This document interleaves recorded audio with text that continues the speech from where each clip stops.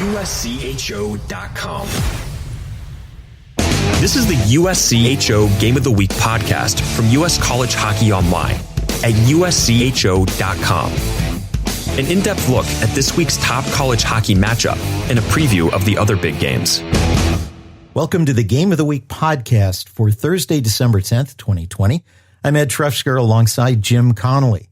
Our Game of the Week is a rare Thursday night because of the weird scheduling this season, and we head out to the NCHC Pod in Omaha to see number 1 North Dakota take on number 3 Minnesota Duluth. And joining us to talk about this week's Game of the Week is Brad Schlossman from the Grand Forks Herald, who is one of 4 writers that are actually inside the bubble in Omaha, Nebraska right now. Brad, how's life in Bubbleville? It's definitely different. It's definitely like something I haven't experienced before covering games. But I tell you what, like watching 2 games every day of really, really good college hockey is a lot of fun. And I think after the last year, with everything that's happened and us, questioning whether we're going to have a season or not, I think you appreciate the games even more. And even in the normal season, this would be fantastic, right? Like I'm just watching great games all day. It's been a lot of fun, and it's great that they've been able to get these games in. What are your impressions of the bubble scenario and bubble situation right now? Do teams seem to be adjusting, feeling, okay kind of about being in there? And, I understand there's probably a little bit of kind of the mental Groundhog's Day. It's the same thing all over again. We're not going anywhere except a rink. But I think sometimes for hockey players, that's a good thing. They actually like just going to the rink and then going back to their hotel room. Yeah, I would say those days are probably more structured than people realize. For example, they're having 3 meals a day as a team. So all of a sudden you have your, 8 to 9 a.m., you have your lunch, you have your dinner set up. In between, you probably have a skate at the rink. If it's an off day, they're doing some stretches. Yesterday was a beautiful day, so I saw North Dakota out in the parking lot stretching outside as a team. So there is some structure there. And then when they go back to their hotel room, it's, kind of, I would imagine similar to what they've been doing in their apartments in Grand Forks, playing some video games. They're doing some homework and studying because finals are coming up. And there is an area of the hotel that's kind of blocked off just to team personnel where they have, a pool table and, a place to sit and watch TV. So, I would say so far, I think it's,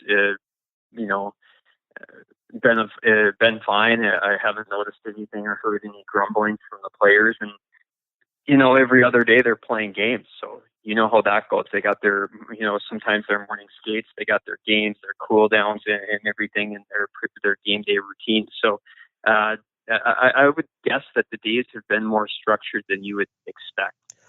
I do want to talk about this week's Game of the Week, which will be North Dakota, Minnesota Duluth on Thursday. But before I get there, let's go back to the last game that North Dakota played, an absolute thriller against Denver, with Denver taking a 2-goal lead, North Dakota finding a way to tie it, but then a late power play, Denver scores, gets their first win in 4 tries inside the bubble, and breaks the 3-game winning streak for North Dakota. Take me through that game. What did you see in that stood out for North Dakota? Maybe some areas to improve upon. When you're 3-0, sometimes it's hard to find the mistakes, but you now have a loss. I think what are some of the teachable moments for Brad Berry? Well, I think for starters, heading into that game, the roster was changed. All of a sudden, you take out Jake Sanderson, the number 5 overall pick. You take out Tyler Klebin, the 2nd round pick on defense, and a third of your D-core is guys who just haven't played a whole lot. So it's going to be a bit of a process for them to acclimate to, especially Cooper Moore, who's a freshman and is just seeing his first college action now. So I think that's something. I think the other thing from North Dakota's perspective is you can't take penalties. I think we've seen several games in the pod so far that have been decided by special teams and bad penalties. And so I think, I look back at the Duluth-Denver game. Denver played great in that game. The Pioneers outshot Duluth 18-1 in the second period. They couldn't build a lead, and all of a sudden, in the last 5 minutes of the game, they take back-to-back penalties. Duluth scores on both power plays, and Denver loses. So I really think that we've seen several times penalties hurt teams, and of course, in the North Dakota-Denver game, the first goal Denver scored of the game was a play after the whistle. A North Dakota guy went and slashed a stick out of a Denver player's hands. It ends up in the back of the net, and when it's a one-goal game, that's a big deal. You can't take that penalty. And then, of course, with 6.5 minutes to go, North Dakota takes a 5-minute major. They almost got through it. They were 20 seconds away from getting through it, but Denver scored at the end. Difference in the game. So two avoidable situations that they got themselves into. And I think we've seen that with other games too in the pod, where just penalties, you're going to have penalties. That's just the way it is. But they're avoidable penalties that are happening early or in these games that are costing teams. So I think that's something for all the teams in the pod to take note. Brad, watching the games and seeing highlights, it doesn't seem that the intensity of the play has suffered at all from not having crowds in the building. But one of the things that's really interesting to me is getting to hear a little bit more amplified the chatter and the contact going on. We've heard a little bit of salty language emanating from the ice. I was wondering if the TV was going to pick up on that or not. That's definitely been the case, and I think going into it, that was one of my questions. You know how these big crowds that NCHC teams are used to playing in front of, these intense atmospheres, really build the intensity of the games. And you wondered when you're playing an afternoon game with nobody at, whether the intensity would be there. And for anyone that watched, North Dakota Denver, the intensity was every bit as much as it has been in any other games that those two programs have played against each other. It was extremely intense, and I think there have been other games that have been like that. And the benches are bringing a lot of energy, and the games certainly do not lack intensity and quality. Brad, logistically, I believe there's a second sheet there that teams can practice on, but how do you feel the ice is holding up? You're talking sometimes 3 games a day. I know they had Monday off, so that might have helped the ice crew, but does it feel like the ice with all this heavy play on it, and this is some real grinding hockey, do you feel like the ice looks the same, game in, game out? That is a really good question. I'm sure it is being affected, just because there's so much hockey being played on it.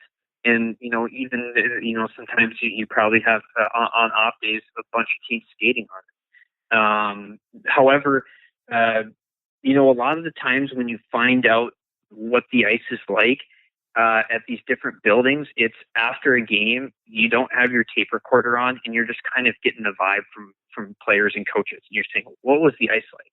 And they'll tell you exactly what it was like. And right now, we don't have that interaction with the players and the coaches because, media is separated from them. We're doing our interviews on Zoom. Everything that you say is out there in the public realm. So getting, kind of some off the record background type stuff about things like what the ice is like just isn't happening. So I really haven't heard a whole lot about what the ice has been like from the players just because we're really not around them. Let's jump into a little bit of the game that is next on North Dakota's schedule, and that's Minnesota Duluth.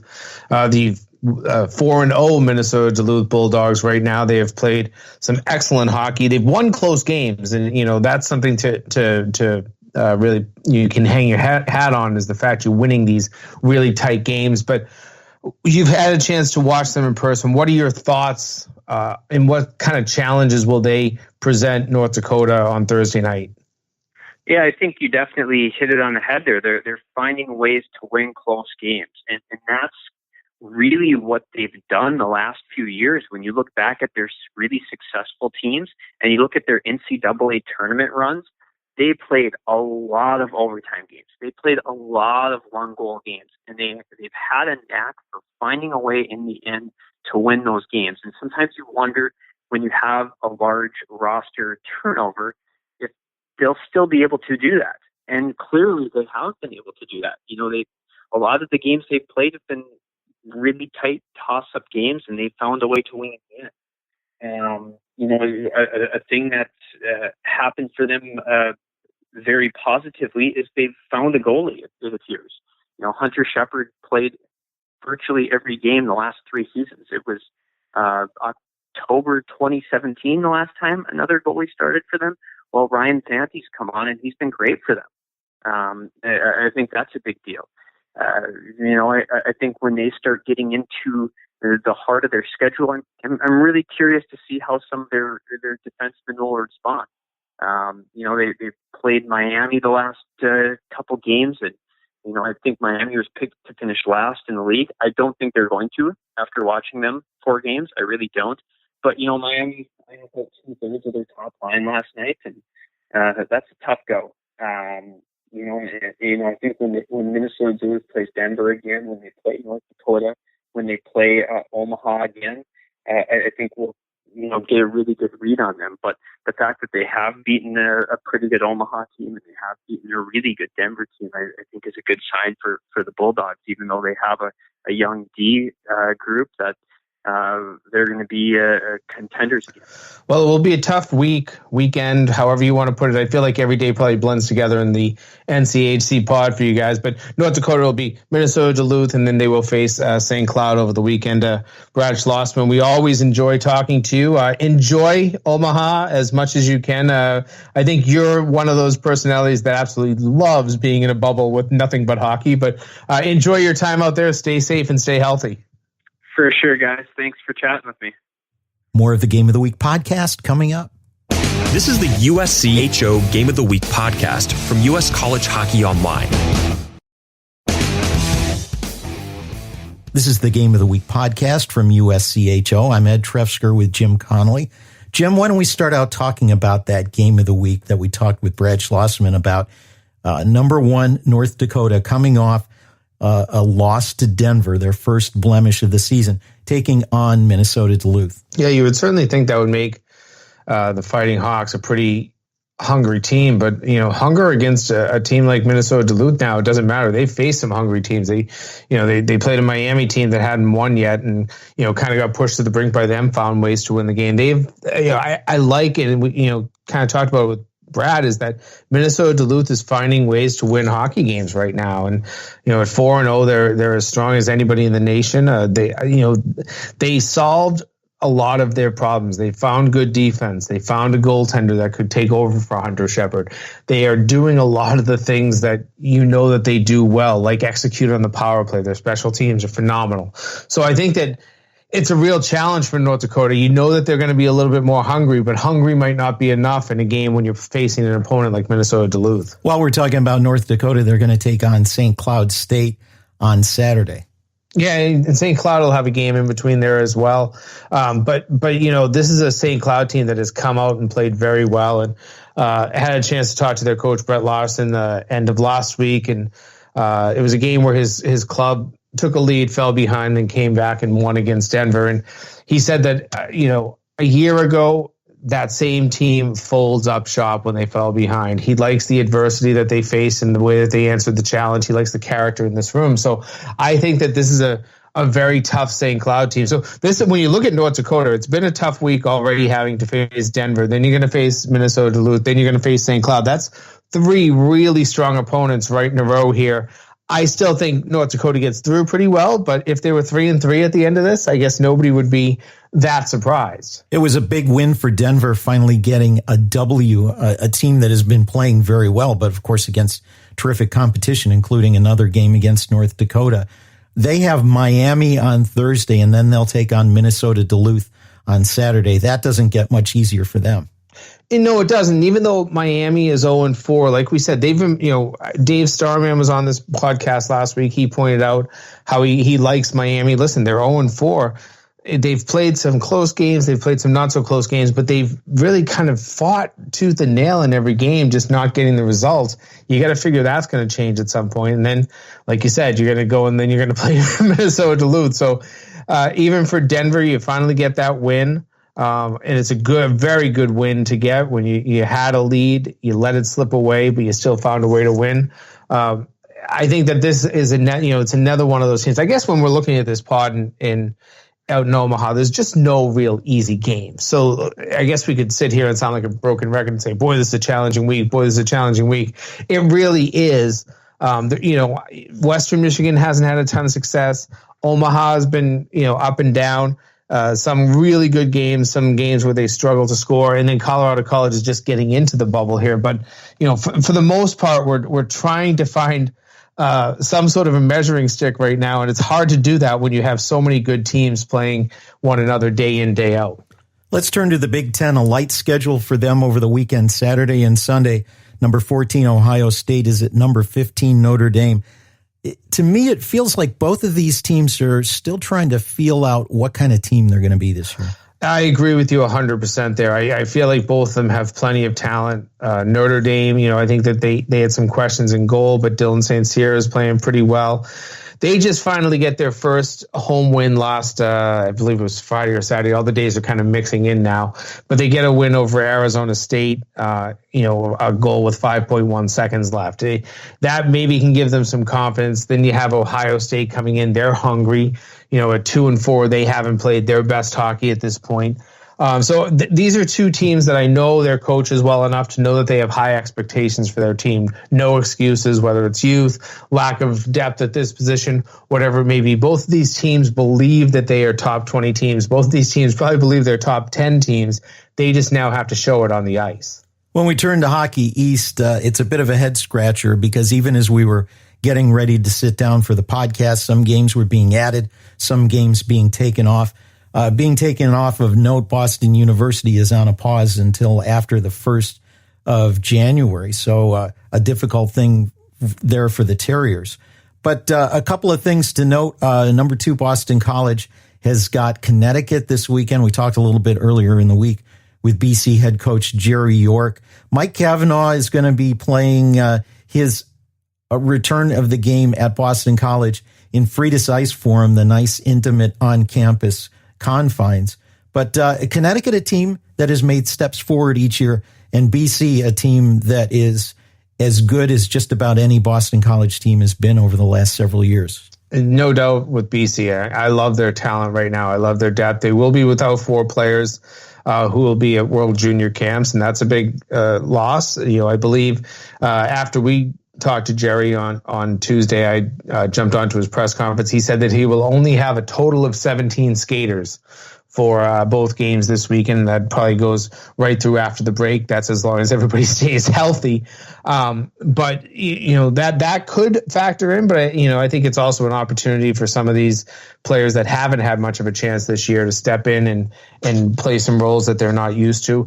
And then you have UConn, a team that Mike Cavanaugh has maybe bucked a trend a little bit in that he's had some taller and some bigger players in recent years. Some of those players out of the system by now, either through graduation or through leaving early. And I feel like this is a little bit, not a ton smaller, but enough smaller that you might see skill, size and speed factor in. And that is something that I think UConn could use a little bit of. They have plenty of talent in recent years, but I think speed has been something that can sometimes factor against them. So I want to see this UConn team. I had a little bit of time to watch their first game against UMass on tape, and I like a lot of what they do. They do things well.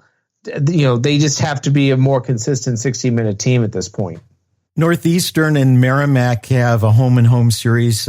Number 17 Northeastern taking on a Merrimack team that seems to have made some big steps forward from last year. Potentially. They played UMass really tough in their opener last week. I believe it was on Friday night. Then Sunday, they go back to Andover and they pull off the upset. And you get a win this early in the season that can get the confidence of a team that we keep hearing about as, hey, this is a pretty good team that they're improving. I've been waiting to see it on the ice. But that's a nice little win for them. Now they're going to play a Northeastern team that, as many of the teams we're probably going to talk about here, they're finally getting their season underway this weekend. And, Northeastern should be excited, but you should still have some rust. And it's hard to get right up to game speed after, basically practicing for a month and a half. So let's see where Northeastern comes out. But Merrimack, here's an opportunity twice in a row, 2 weeks in a row, where you can shine on a bigger stage. Well, a late addition to the schedule. Finally, UMass Lowell will be able to get a season underway as they are going to be hosting Providence.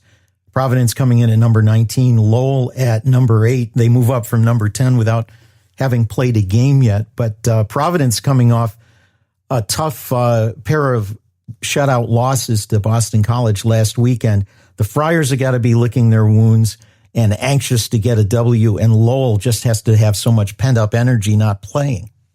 Yeah, well, again, we're going to talk about rust a little bit. There'll be a rust factor for Lowell. Providence, a little bit of an advantage, but it wasn't the series that Nate Lehman wanted. Nate Lehman will be missing this week along with 3 of his players. They'll all be at World Junior Camp, so Ron Ralston will be taking over behind the bench.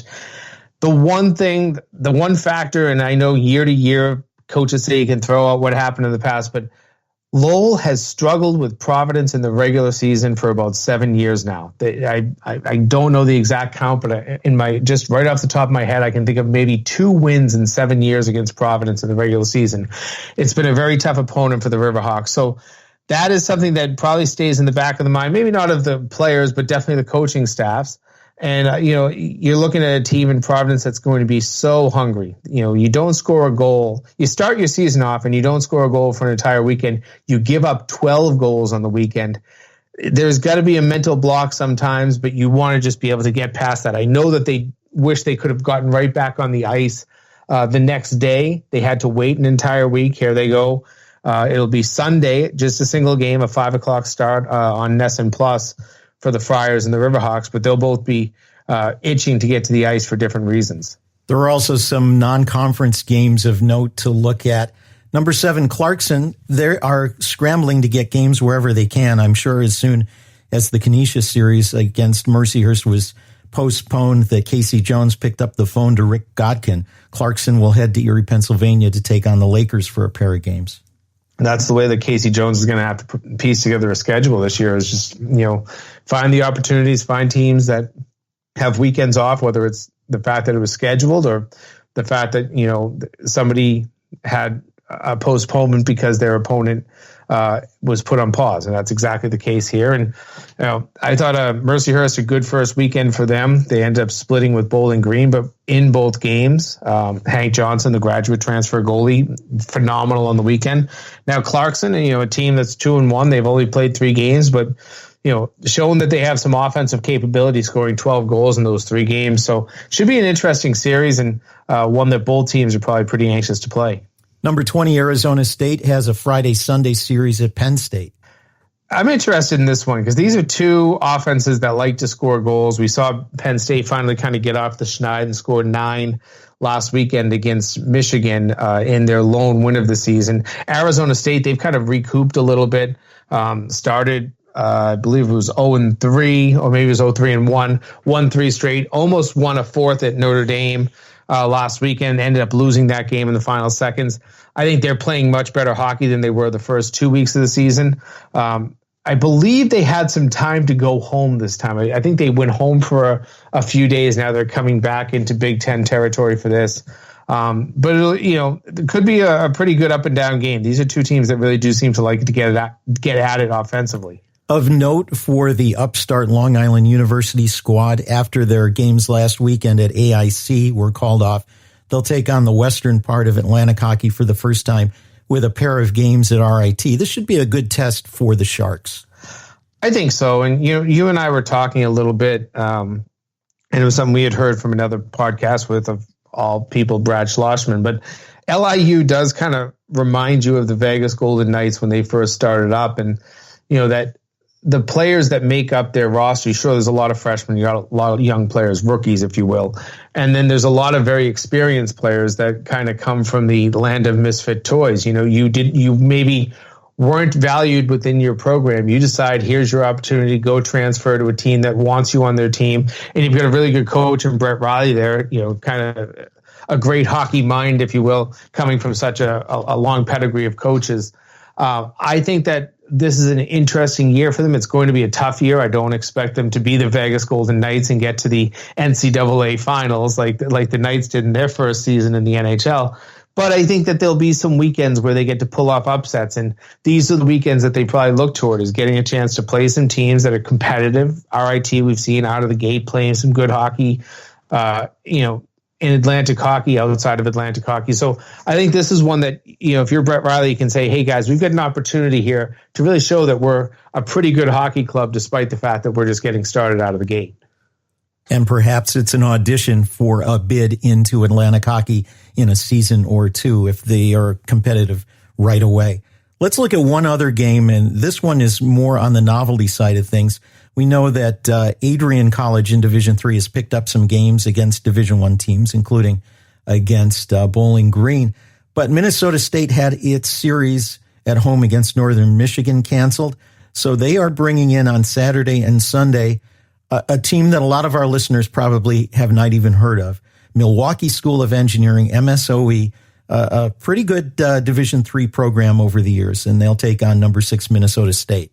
Yeah, I mean, the only reason I even know them is that their old head coach was a guy named Mark Ostapina, who was on the staff at UMass Lowell when I got there back in 1992, and he's was a great guy. Ended up coaching at New England College, then out at MSOE, and took them to some NCAA tournaments and had some great success with that program. I think it's, listen, everybody wants to play games. If you have a team like MSOE and you don't have any opponents to play, find anybody. And could they get shellacked and lose 16-0? Absolutely. But is it a great experience for these players to be able to go out and hit a team that doesn't have the same uniform on, go out and play some competitive hockey? Sure. And take these opportunities. You might as well.